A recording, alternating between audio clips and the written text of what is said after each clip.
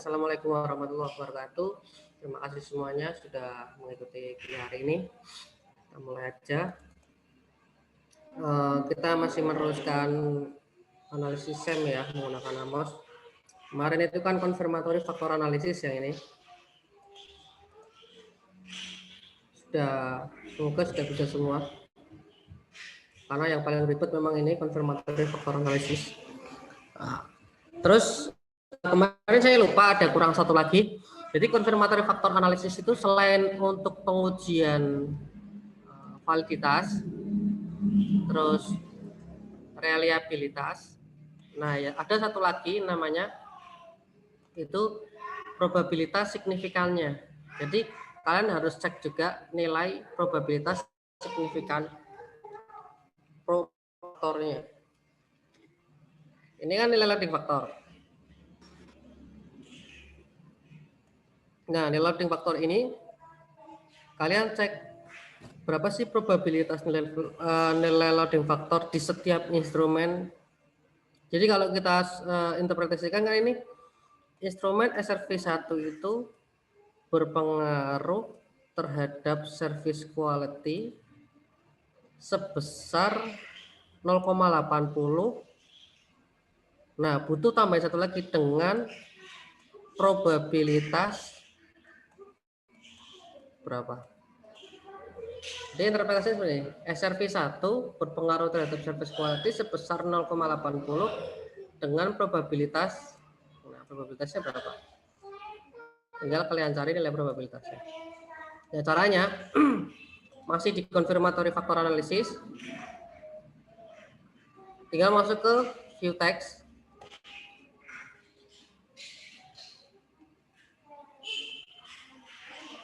View text ini kalau udah masuk, kalian masuk ke estimate. Estimate terus scalar, terus standardized regression weight. Nah, ini kan untuk memunculkan standardized regression weight-nya ya.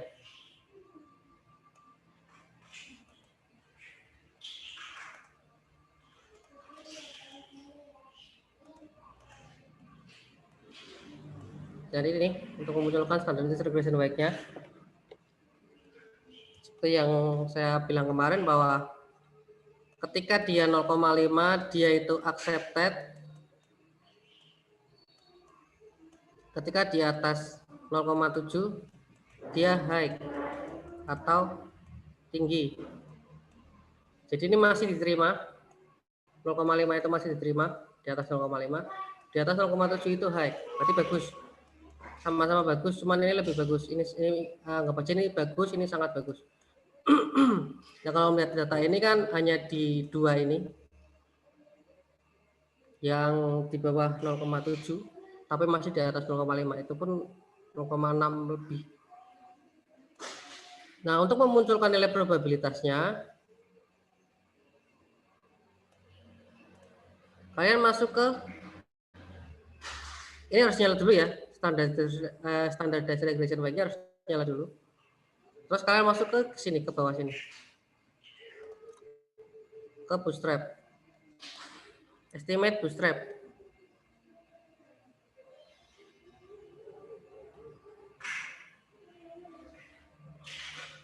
Terus kalian klik bootstrap confidence-nya, klik lagi sampai habis, plusnya dibikin minus ini.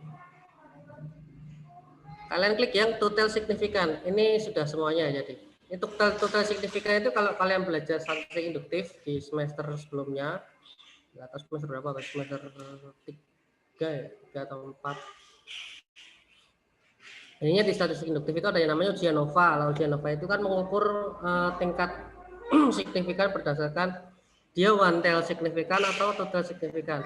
Nah, dia kalau kita menggunakan SEM karena multivariat dia menggunakannya total. Jadi ada nilai lower, ada nilai upper.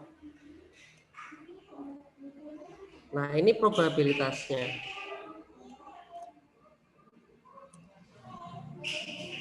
Nilai ini dia keluar ketika kalian menggunakan bootstrap.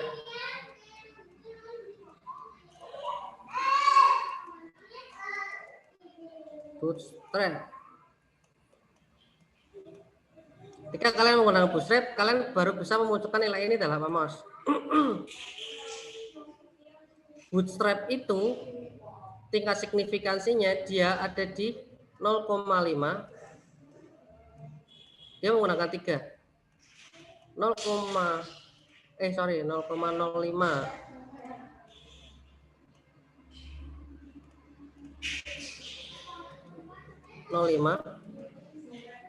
Kurang dari 0,01 kurang dari 0,001. Dia 3 ini.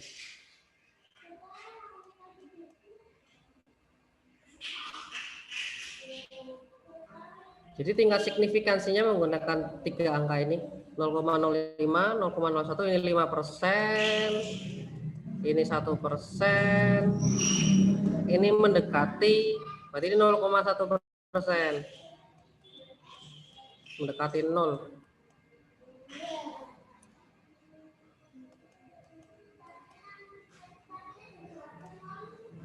Ini bootstrap yang digunakan, resampling,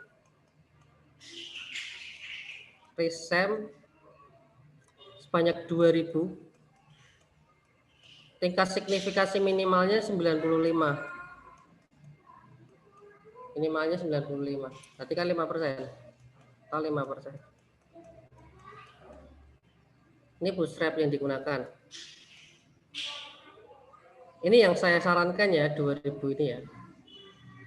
Bisa sih ada yang 200, ada yang 500, cuman kalau bootstrap 500 itu kurang oke, jadi mending dibanyakin sekarang 2000. Ini ada teorinya.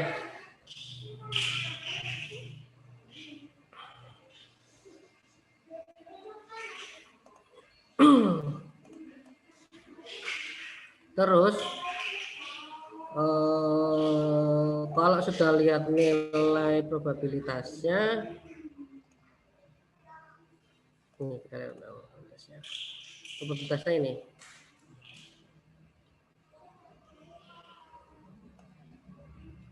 Kalau kita lihat ini berarti enggak mayoritas 1, 2, 3.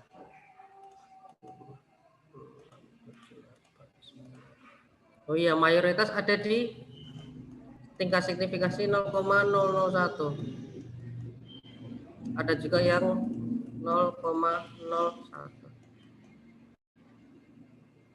Nah, ini maksudnya ya, jadi kalau nanti ditulis itu signifikan, jadi ada signifikan ada pada 0,001 dan 0,01. Kalau kalian lihat ini, dia kan 0,02, berarti dia ada di sini. 0,01 ya berarti dia ada di sini.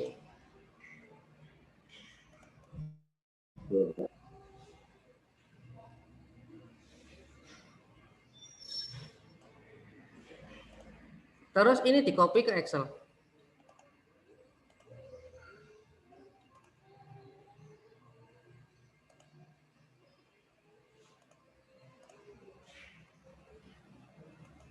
Saya sudah siapkan sheet-nya, namanya loading faktor probabilitas. Copy aja ke sini. Ini udah saya copy ke sini, hasilnya sama. Sudah saya rapikan.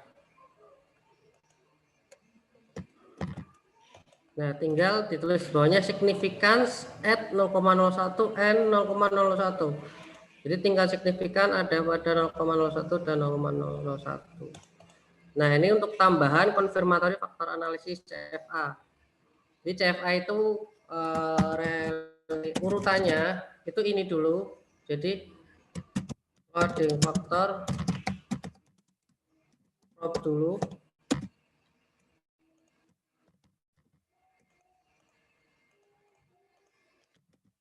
Terus uji validitas.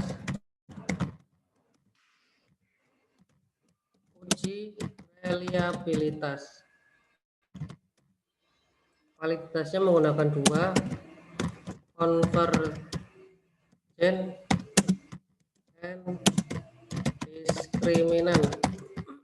Jadi kegunaan CFA untuk keempat ini, loading faktor probabilitas, uji validitasnya menggunakan 2, conversion and discriminant, berikutnya uji reliabilitas. Makanya ribet karena kegunaannya memang banyak CFA itu. Sebelum masuk ke pengujian hipotesis atau struktural model. Oke, sekarang kita masuk ke struktural model.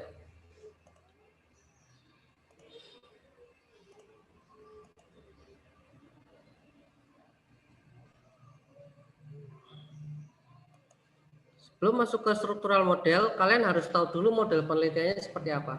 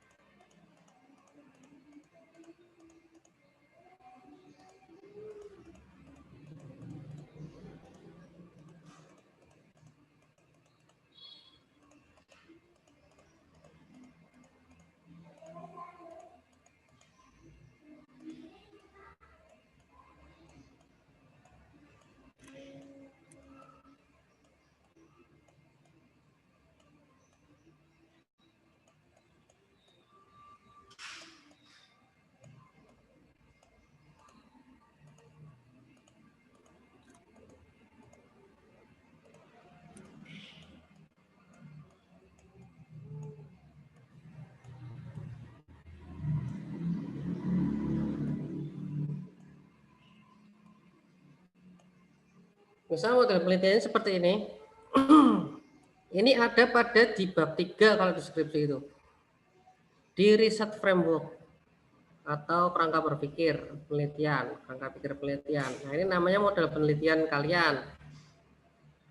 Kita asumsikan seperti itu. Nah, berarti dari model ini kalian harus pahami dulu hipotesisnya apa aja. Berarti kalau kita dari model penelitian ini didapatkan hipotesisnya itu ada hubungan langsung. Ini kita hubungan langsung dulu ya. Hubungan langsungnya itu ada 1, religiositas berpengaruh terhadap satisfaction. 2, intimasi berpengaruh terhadap satisfaction. 3, service quality berpengaruh terhadap satisfaction. Ini mananya 1, 2, 3.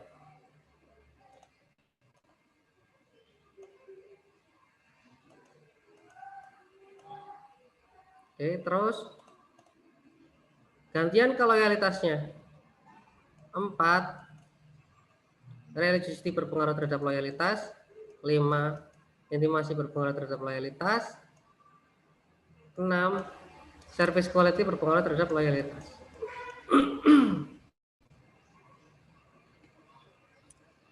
Ini hipotesis direct effect namanya. Jadi hubungan langsung.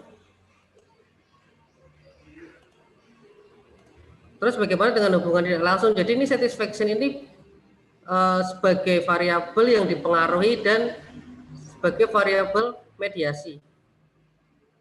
Jadi mediasinya saya tumpuk di sini semua ya.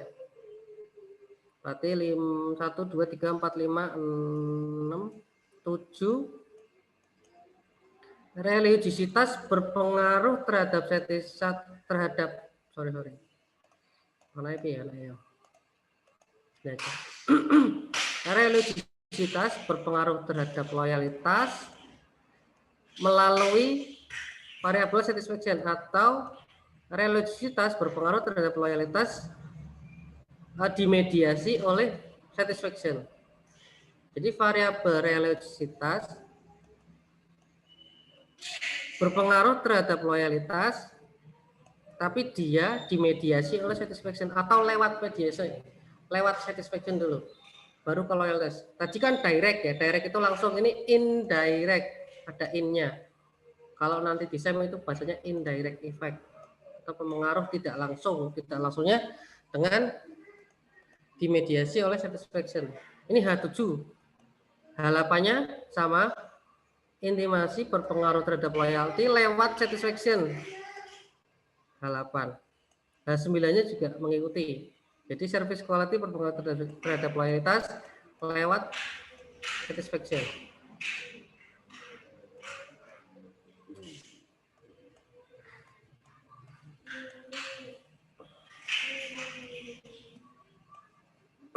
Berarti ini variabel mediasi yang melalui satisfaction, ini yang direct effect.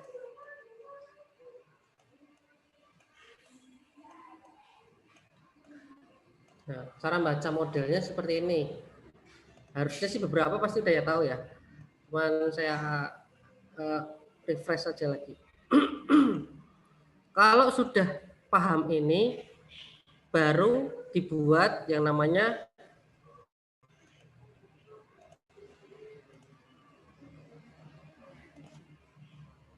gini.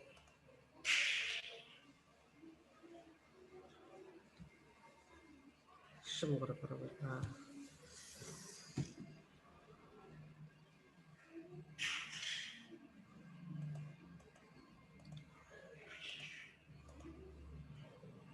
Baru dibuat seperti ini. Dia instrumennya masuk, errornya dimasukkan, semuanya masuk, dari model dimasukkan. Nah, dalam SEM itu tidak kenal yang namanya variabel dependent sama independent. Kenalnya saya pisah. Variabel eksogen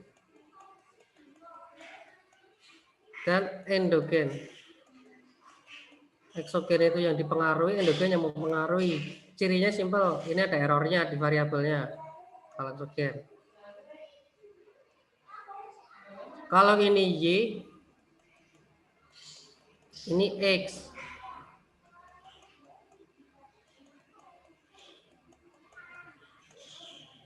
Ini Y1, Y2. Tapi satisfaction juga sebagai variabel mediasi.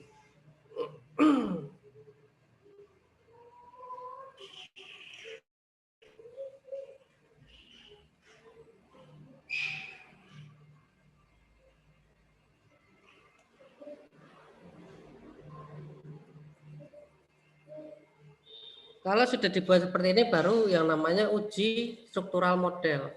Struktural model itu sipelnya itu dipisah. Jadi kalian harus misah. Y-nya satu-satu ujinya. Seperti ini.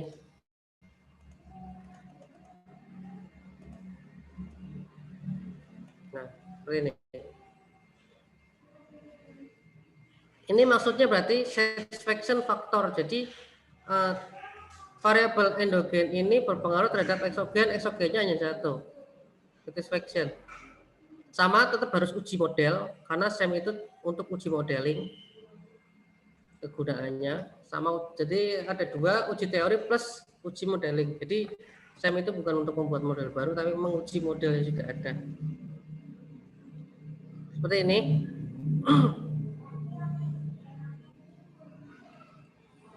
Saya masuk ke sini aja yang sudah ada. Nah, ini.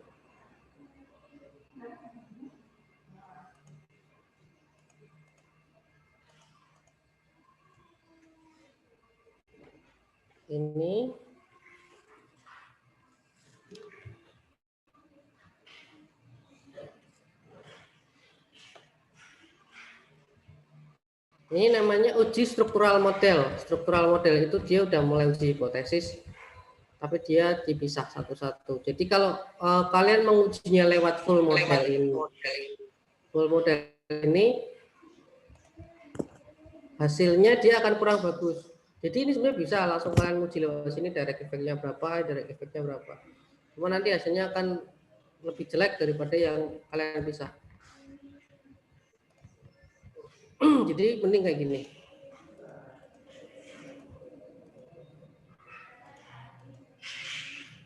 Terus cara ngujinya sama.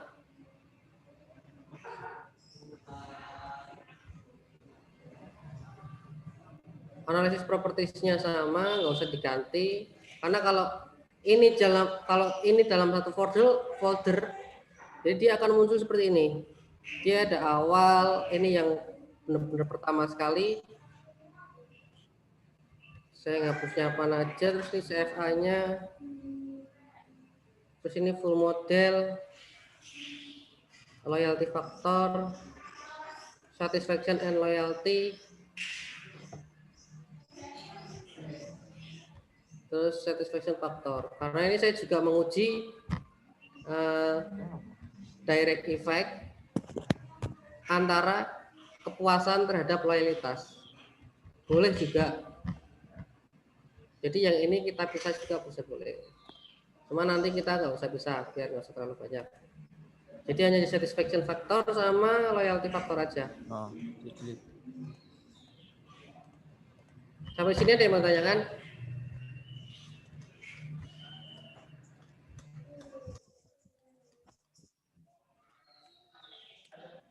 Nampaknya belum ada pertanyaan Pak sejauh ini Pak. Belum ada, saya lanjutkan. Ngolahnya sama, analisis propertiesnya nggak usah diganti. Kalau kalian buat folder baru, dari CFA itu nggak usah diganti. Estimasi numerical bias, outputnya centang semua. Bootstrapnya menggunakan 2000, bias corrected confidence intervalnya 95. Nggak usah diganti. Nah tinggal di running aja. Kita coba uji model.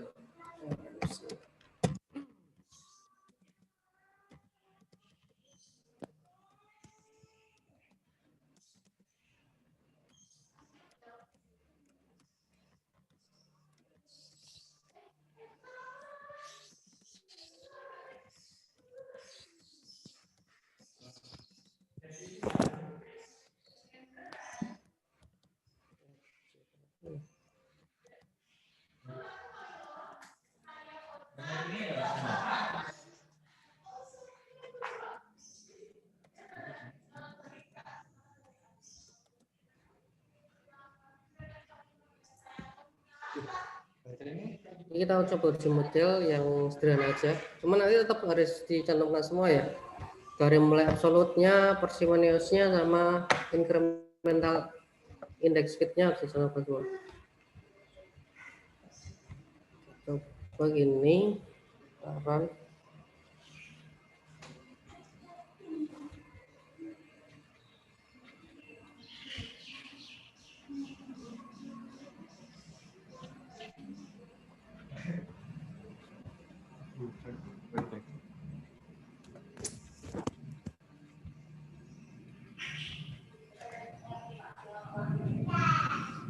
Nah, kita dapat angkanya. Ini fit uji model fitnya belum fit, jadi harus tetap di adjustment lagi menggunakan modifikasi indeks. Jadi nggak perlu, kalau CFA itu kan banyak, ada menghapus instrumen, ada menghapus outlier, ada modifikasi indeks. Nah, kalau untuk struktural model itu cukup modifikasi indeks saja. Jadi kalian masuk view text, modifikasi indeks tetap sama. Namanya Mega yo, Mel. Aku lupa tadi. Pep, tolong dong Pep. Terus tinggal di kovariankan errornya. Kalau kita lihat di sini hanya yang paling besar itu yang bisa ya. Itu ini nggak bisa, ini nggak bisa. Ini gede banget nggak bisa. 1217 nggak bisa. 1216 juga nggak bisa. 1316 nggak bisa. Ini yang bisa. 1213. 1315 juga bisa tapi kecil. Kita coba ke 1213 dulu.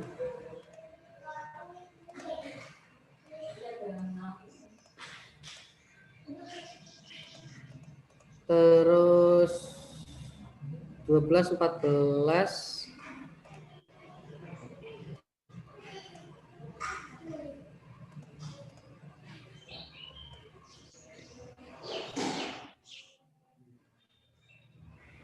87 sama 86, 89 gede, 89 nggak bisa, lewat ya. Berarti 86 sama 87, 86 sama 87.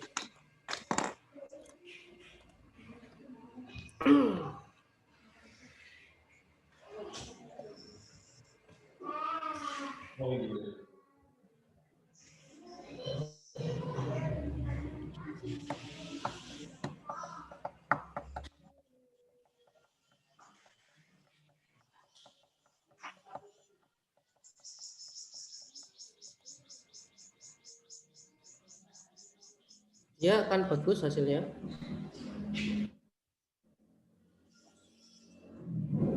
Jadi RMC-nya udah di bawah 0,08, GFI-nya udah kalau kita bulatkan jadi 0,9, kalau ini kita bulatkan juga 0,08, nggak masalah, marginal RMC-nya.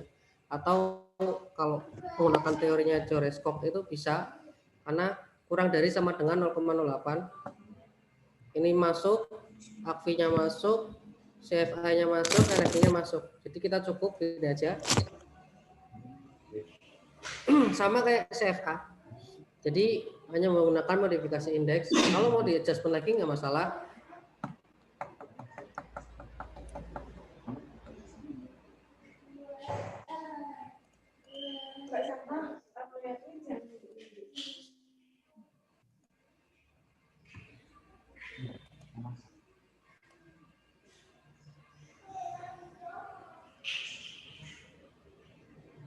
Kita lihat 14, 13 ini gede.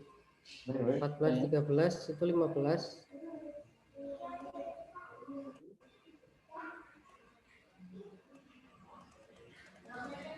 15, 760.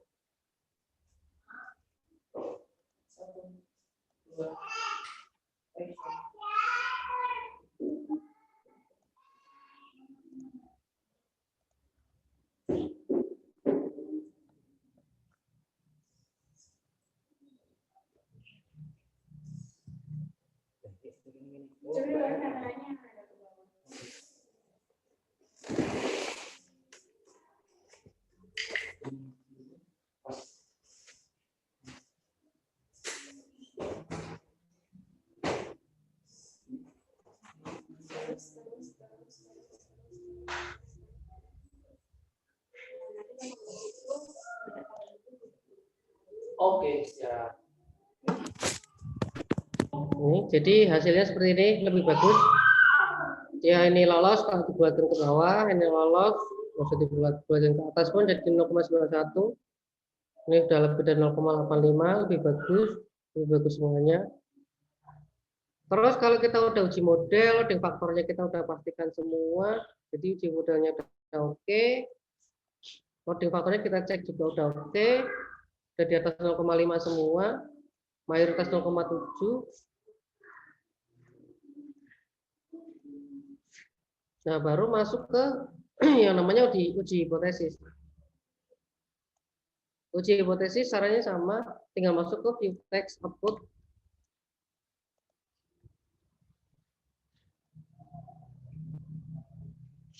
Terus masuk ke estimate. Di sini. Regression Y. Kita copy, masukkan ke Excel.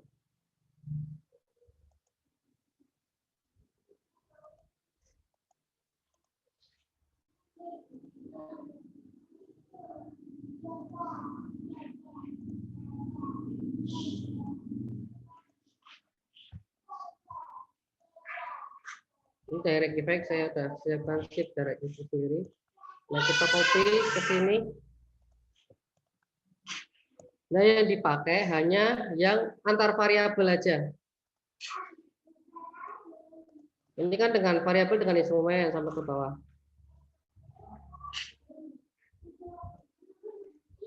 Ini kan variabel dengan instrumen semua.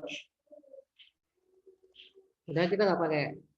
Untuk uji hipotesis kita nggak pakai karena ini udah down tadi, udah selesai pembahasan ini. Ini kita jadikan seperti ini. Jadi ini sama. 3 ini. Dan ini juga sama. Parnya hapus.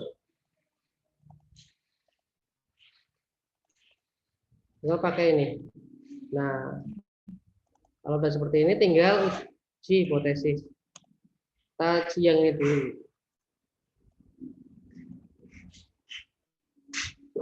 Cara melihatnya, lihat nilai CR dan P.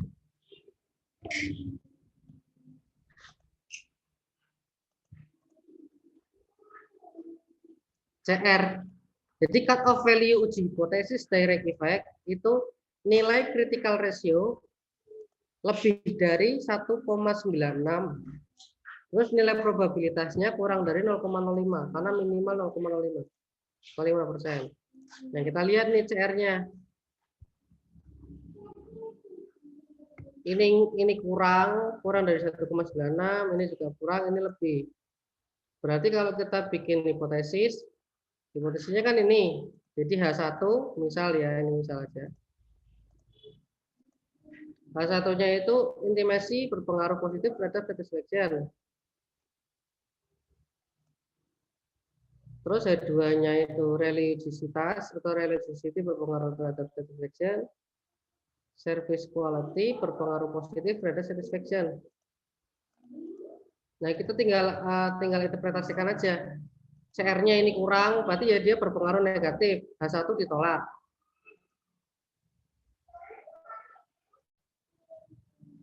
Ini CR-nya juga kurang dan probabilitasnya juga kurang. Berarti berpengaruh negatif, H2 ditolak. Sedangkan H3 itu dia critical ratio-nya itu 7,372.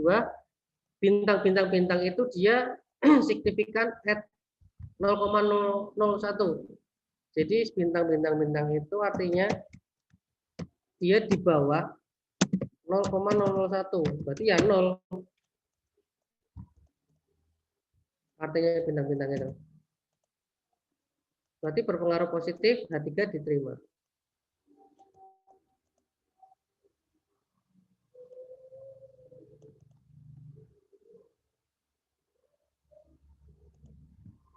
Terus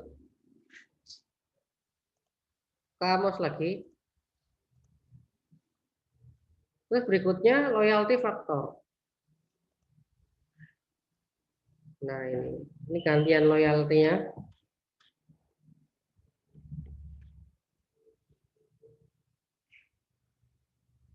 Sama juga, cara ngolahnya sama, cara adjustment-nya sama. Masuk ke Vitex output, estimate, kita copy.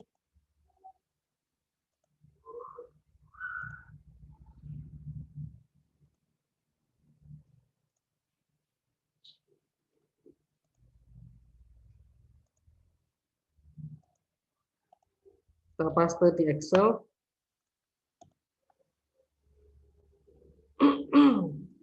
Kita ambil yang variabelnya aja.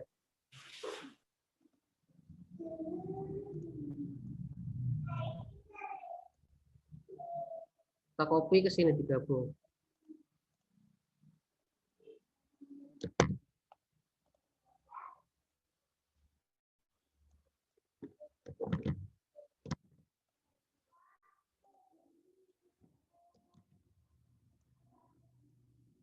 Terus diinterpretasi lagi. Ini CR-nya 4,35 untuk intimasi ke loyalty. Service quality satisfaction itu CR-nya itu 5. Reliability ke loyalty itu CR-nya 0,844. Probabilitasnya ini 00 atau kurang dari 0,01. Ini loyalitasnya 0,3999. Berarti intimasi ke loyalty berpengaruh positif. H4-nya diterima.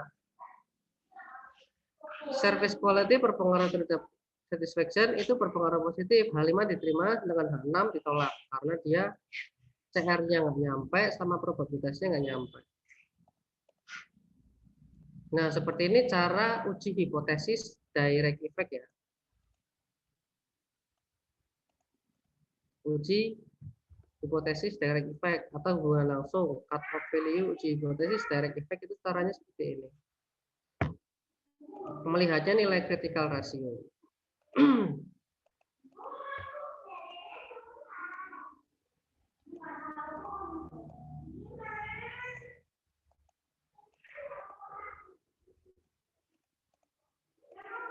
Terus terkait hasil penelitian yang model seperti ini, saya disclaimer dulu. Kalau ini kalau kita bicara hasil penelitiannya, ini kan hasil penelitian, saya singkat HP. itu kan yang ditolak ada 3, hipotesisnya yang diterima ada 3. Nah kalau seperti ini kalau saya nggak masalah. Cuman ada beberapa dosen, kalau di FEBI nggak tahu saya, ini pengalaman saya S1, S2, itu ada yang menghendaki bahwa penelitian itu ya harus bagus, kalau bisa diterima semua. Nah itu kalau saya nggak pernah menghendaki seperti itu. Jadi apa adanya aja hasil penelitian itu apa adanya. Selama kita bisa menjustifikasi bahwa itu secara empiris betul. Contohnya, contohnya ya, ketika kita berbicara, ini kalau kita justifikasikan yang paling rendah itu kan religiositas. Secara teori semakin tinggi religiusitas atau kereligiusan orang, itu dia akan puas terhadap Islamic Bank. Karena kan dalam Islam itu kan mewajibkan bahwa menghindari riba, menghindari yang namanya itu yang keabu-abuan atau syubhat. Jadi menghindari transaksi-transaksi yang memang diharamkan dalam Islam. Berarti secara teori sebenarnya sih nggak teori ya, cuman dalam penelitian itu dianggap teori bahwa sebenarnya yang namanya Quran sama hadis itu udah masuk ke ranah hukum, jadi dia nggak bisa digugat. Saya konteksnya penelitian, bukan konteks agama, konteksnya riset itu kan dari barat, berarti ya itu dianggap teori. Secara teori semakin tinggi religiositas itu akan meningkatkan kepuasan terhadap bank syariah. Semakin tinggi religiositas pula, dia akan meningkatkan loyalitas terhadap bank syariah.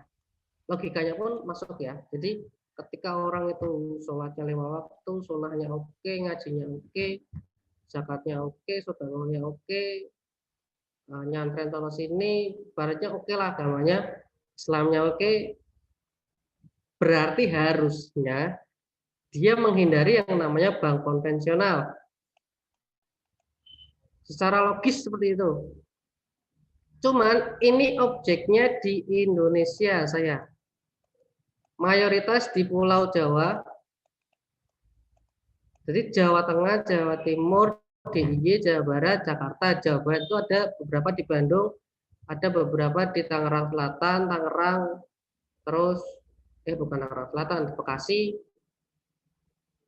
Terus kalau DKI ya di Jakarta, Jogja hanya di Jogja Kota, Sleman, Bantul paling. Jawa Tengah hanya di Semarang sama di intinya di kota-kota besarnya Pulau Jawa, capital city-nya Pulau Jawa. Saya mau fokusnya di situ. Ini kebetulan benar-benar hasil penelitian saya.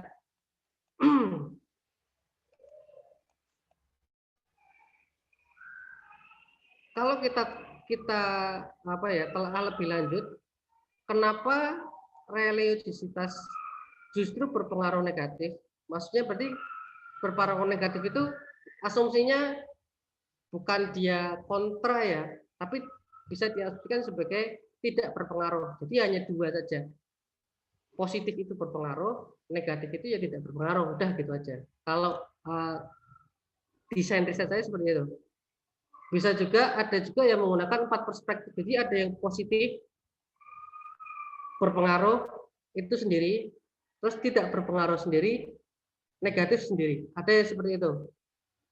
Kalau saya, desain riset saya yang ini itu hanya di positif itu ya tidak berpengaruh, positif itu ya berpengaruh, sedangkan negatif ya tidak berpengaruh. Jadi bukan negatif itu bukan kontra ya, disclaimer lagi ya. Ini bahaya nih, karena ini temuannya lumayan masalah juga. Karena ini religiositas justru tidak berpengaruh terhadap loyalitas. Kalau kita lihat empirikalnya, di Indonesia itu justru kan Muslim itu mayoritas justru menggunakan bank konvensional bukan bank syariah. Jadi justru hasil riset saya itu melegitimasi bahwa Muslim Indonesia itu sereligius apapun ya dia nggak akan loyal ke bank syariah, nggak ngaruh gitu loh. Sereligius apapun dia nggak akan ngaruh karena secara secara empiris, secara nyatanya implementasinya itu memang banyak Muslim yang belum menggunakan bank syariah. Justru mayoritas non-konvensional. Nah, kalau seperti ini justru semuanya akan unik dan akan yang namanya merepresentasikan empirisnya itu dapat itu. Jadi selama hasil penelitiannya itu apa adanya dan dia bisa merepresentasikan keadaan nyata atau empirisnya seperti apa, nggak masalah. Kalau saya hasil penelitiannya seperti ini, tolak, terima, ditolak. Kalau kalian lihat skripsi itu pasti kan diterima semua. Nah itu kemungkinan bisa dua, benar-benar penelitian atau yang kedua manipulasi data. Udah. Cuma nanti kalau misal skripsi ya nggak usah pragmatis seperti saya. Saya kan udah ranah riset ya, periset. Jadi ya harus harus idealis. Dan nggak boleh pragmatis. Kalau skripsi ya tergantung dosennya. Nanti kalau dosennya misal harus diterima semua ya mau nggak mau kalian harus mengikuti. Ya dengan cara apapun saya nggak akan saran. Tapi saya nggak menyarankan. Saya disclaimer dulu ya. Karena ini hasilnya memang berbeda dalam ini kalau kita bicara hal deskripsi itu ada di bagian bab 5 di bagian kesimpulan itu ada yang namanya analisis itu dia isinya jadi hasil penelitian saya singkat HP itu mendukung penelitian terdahulu jadi ini mendukung apa ya MNG mendukung. Sedangkan hasil penelitian saya ini justru hasil penelitian itu menolak hasil penelitian terdahulu. Nah, tinggal dijelaskan aja rekomendasinya seperti apa nanti. Kalau untuk menjawab ini gampang sekali karena memang secara empiris Muslim di Indonesia mayoritas justru menggunakan bank konvensional, tidak menggunakan bank syariah. Alasannya macam-macam, salah satunya bank syariah secara syariah compliance atau kepatuhan syariah itu belum bagus. Jadi masih mengejar yang namanya profit. Kalau hanya mengejar profit ya syariahnya ditinggal. Susahnya seperti itu. Tapi kalau nggak mengejar profit ya nggak berkembang bank syariahnya. Memang dilematisnya seperti itu memang harus ya secara legitimasi atau secara regulasi memang harus diatur yang namanya bank syariah. Jadi seperti itu ya. Yang namanya penelitian itu akan seperti ini. Jadi nanti kalau saran saya ke kalian yang ikut dosennya aja. Nggak usah seidealis saya. Kalau ini kan saya idealis, datanya apa adanya ya hasilnya akan apa adanya. Apa adanya itu ya memang ya sakit sih. Memang di Indonesia sereligius apapun dia nggak akan loyal ke loyalitas bank syariah. Loyalitas dia menggunakan bank syariah. Sereligius apapun ya. Cuman ini kan objeknya terbatas, jadi masih bisa dibantah. Misal kalian penelitian menggunakan data apa adanya, kok ternyata dia berpengaruh signifikan, positif signifikan, ya udah nggak masalah. Mungkin data kalian ini kan ada terus untuk melimitasi, biasanya di bagian bab 5 itu ada namanya limitasi atau keterbatasan penelitian. Nah, tinggal ditulis saja bahwa penelitian saya itu digunakan hanya di batas Pulau Jawa saja. Sedangkan untuk merepresentasikan seluruh Indonesia itu masih kurang secara sampel karena harus masukkan Sumatera, Kalimantan, Sulawesi, seluruh provinsi kan harus masuk. Gitu.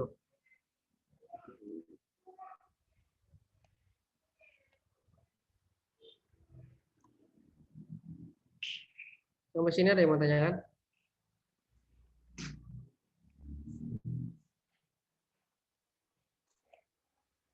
Bagaimana teman-teman? Ada yang ingin ditanyakan?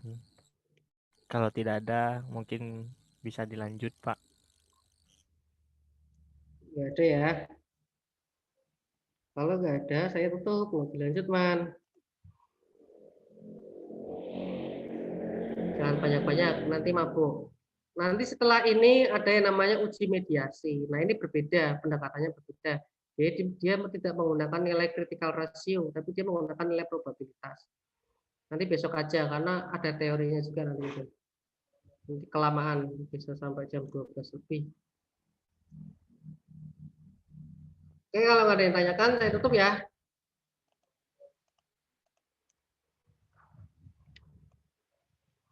Fix nggak ada yang nanya, berarti saya tutup. Kita tutup dengan bacaan hamdalah. Alhamdulillahirobbilalamin. Alhamdulillahirobbilalamin. Alhamdulillahirobbilalamin. Terima Kok kasih kenceng ya, semua. Mas? Terima kasih Pak. Terima kasih semuanya. Saya izin cabut ya, Enta ya. Assalamualaikum Iya, warahmatullahi Pak. wabarakatuh. Waalaikumsalam warahmatullahi wabarakatuh. Waalaikumsalam warahmatullahi wabarakatuh. Terima kasih, Pak.